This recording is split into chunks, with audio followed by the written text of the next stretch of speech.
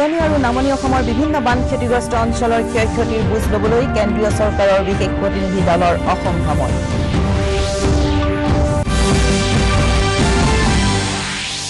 ৰাজ্যত কৰোনা আৰোগ্যৰ সংখ্যা বৃদ্ধি হৈছে যদিও বিভিন্ন জিলাত সংক্ৰমণ অব্যাহত।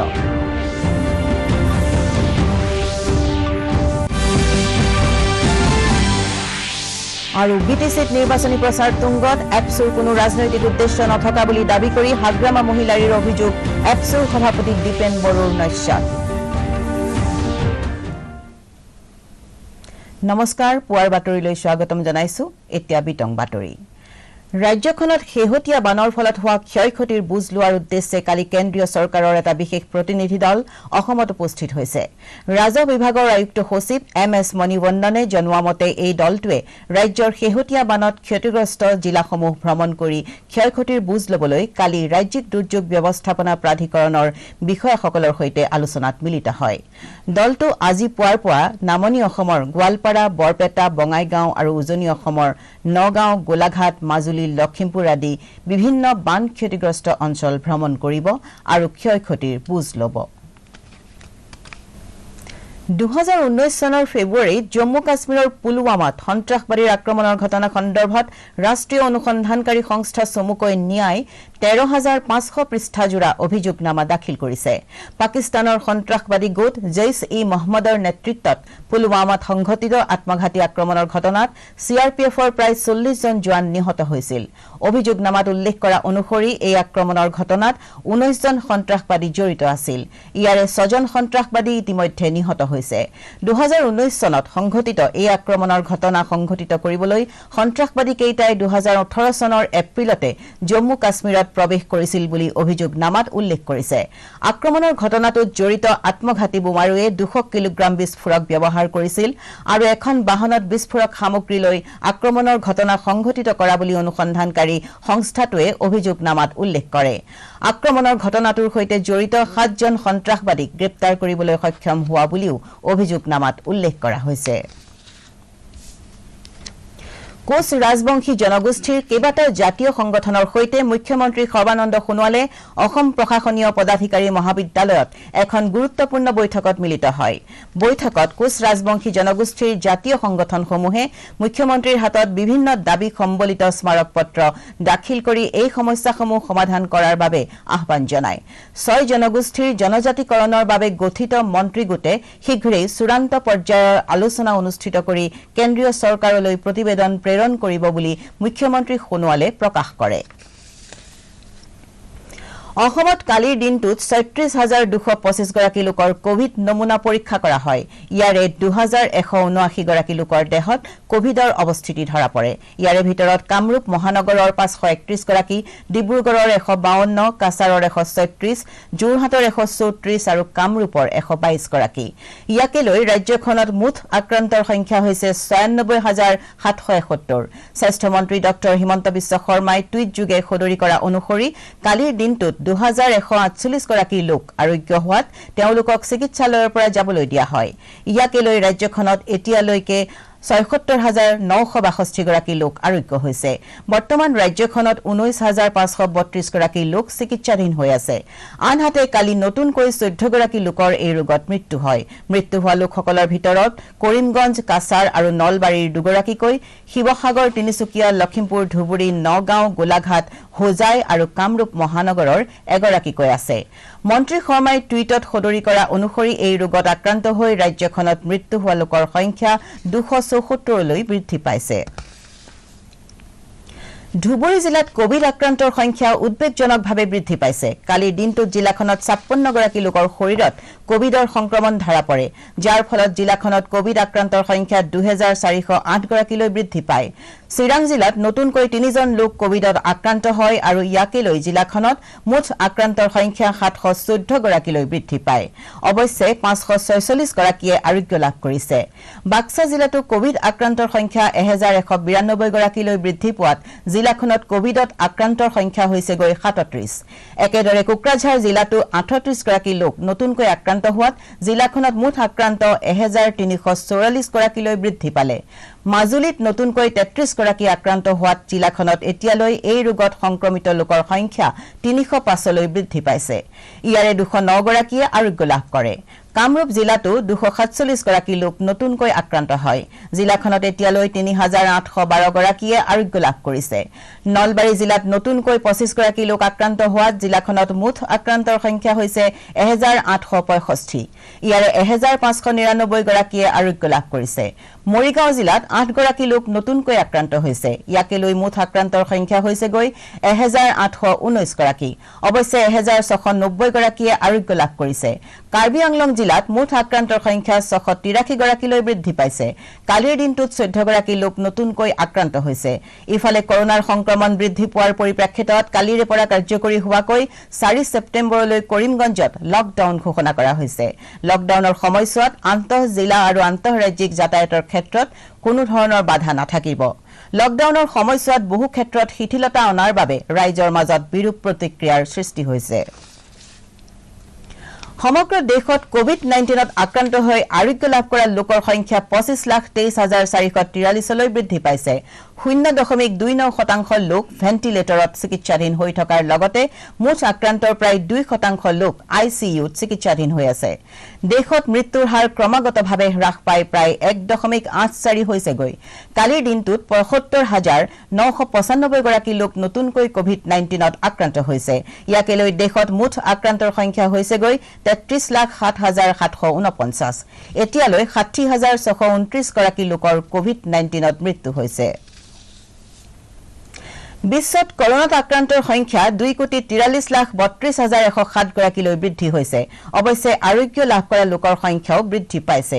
এই পৰ্যন্ত 1,68,72,582 গৰাকী লোকে আৰোগ্য লাভ কৰিছে। বিশ্বত মৃত্যুৰ সংখ্যা হ'ল 8,29,665 গৰাকী।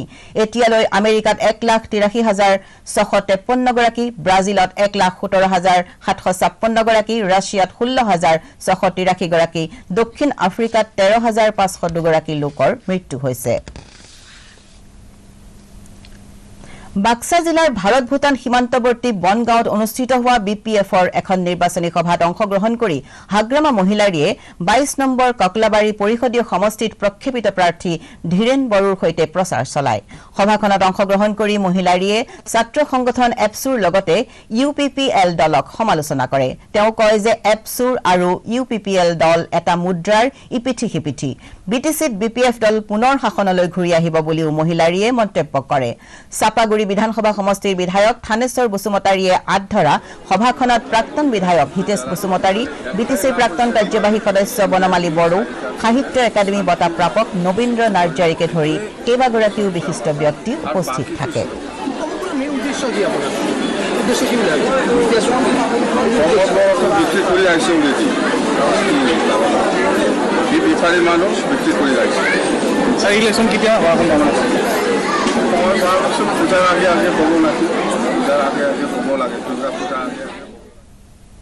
BPFৰ সভাপতি হাগ্ৰামা মহিলাৰীয়ে এপছু আৰু UPPL দলক একাকাৰ কৰি সমালোচনা কৰা কাৰ্যক উভতি ধৰি এপছুৰ সভাপতি দীপেন বড়োৱে এখন সংবাদমেলত কয় যে এপছু মানে UPPL দল নহয়। তেওঁ কয় যে এপছু এটা ছাত্ৰ সংগঠন আৰু সংগঠনটোৰ নিজা সংবিধান আছে। BTADত শান্তি প্ৰতিষ্ঠাৰ স্বাৰ্থত BTR চুক্তিৰ বাবে এপছুৱে UPPL দলক সমৰ্থন কৰিছে। তাৰ বাহিৰে এপছুৰ কোনো ৰাজনৈতিক উদ্দেশ্য নথকা বুলি দাবী কৰি হাগ্ৰামা মহিলাৰীয়ে অনা অভিযোগ সংবাদমেলত দীপেন বড়োৱে নস্যাৎ কৰে।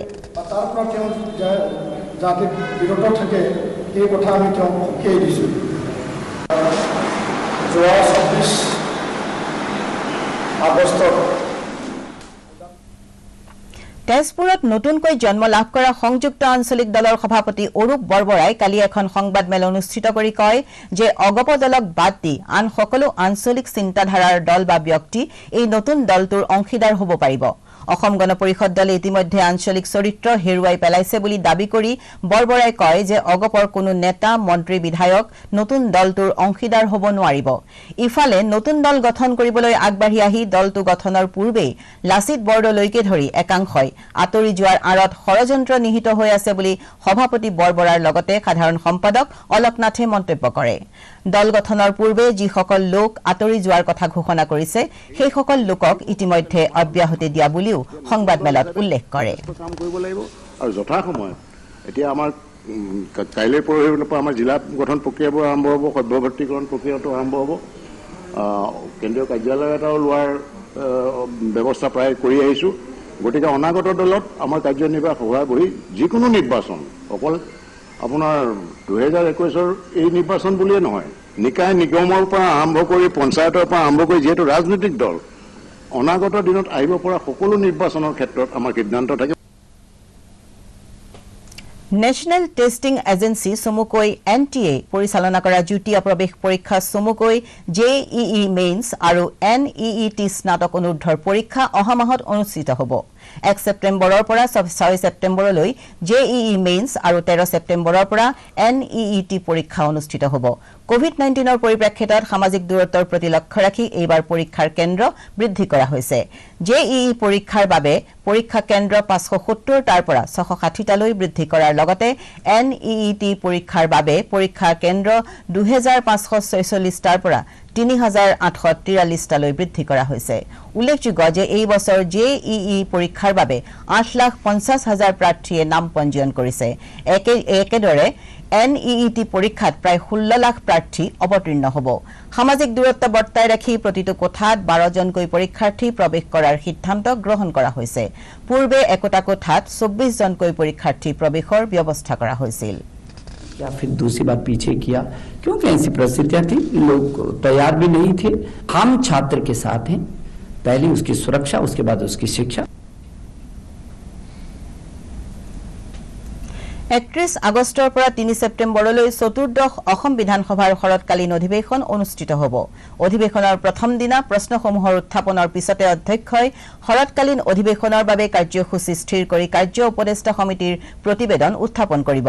অধ্যক্ষই অসম বিধানসভাৰ প্ৰক্ৰিয়া আৰু কাৰ্য পৰিচালনাত নিয়মাৱলীৰ 9(1) নিয়মৰ অধীনত সদন পৰিচালনাৰ বাবে মনোনীত সভাপতিসকলৰ নাম ঘোষণা কৰিব। অধিৱেশনৰ দ্বিতীয় দিনা প্ৰশ্নসমূহৰ উত্থাপন হোৱাৰ লগতে 2020-21 বৰ্ষৰ মঞ্জুৰীৰ বাবে পৰিপূৰক দাবীসমূহ আৰু পৰিপূৰক বিনিয়োজনৰ ক্ষেত্ৰত ভোটদান হ'ব। 3 ছেপ্টেম্বৰত বিধানসভাৰ কাৰ্যসূচীৰ অন্ত পৰিব। বাতৰি শেষ হোৱাৰ আগতে প্ৰধান বাতৰিসমূহ আকৌ এবাৰ। উজনি আৰু নামনি অসমৰ বিভিন্ন বান ক্ষতিগ্ৰস্ত অঞ্চলৰ ক্ষয় ক্ষতিৰ বুজ ল'বলৈ কেন্দ্ৰীয় চৰকাৰৰ বিশেষ প্ৰতিনিধি দলৰ অসম ভ্ৰমণ।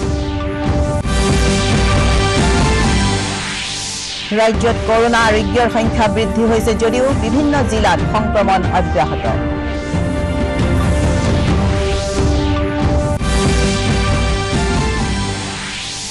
আৰু BTCত নিৰ্বাচনী প্ৰচাৰ তুংগত, এপছৰ কোনো ৰাজনৈতিক উদ্দেশ্য নথকা বুলি দাবী কৰি হাগ্ৰামা মহিলাৰীৰ অভিযোগ, এপছৰ সভাপতি দীপেন বড়োৰ নস্যাৎ। এতিয়াৰ বাতৰি ইমানেই। পৰৱৰ্তী বাতৰি আবেলি 4 বজাত। নমস্কাৰ।